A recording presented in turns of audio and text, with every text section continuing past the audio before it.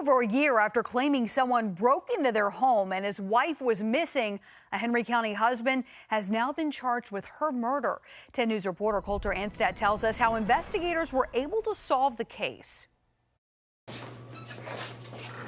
A horrific tragedy with no apparent indication that it would happen. That's how Henry County Sheriff Lane Perry describes the death of 67-year-old Lorraine Pecknott. Her husband, Thomas Pecknott, was arrested yesterday in Patrick County and is charged with first-degree murder. Over the past 16 months, we've continued to work very diligently, and the evidence that we have worked through has included financial records, medical records, phone and internet records.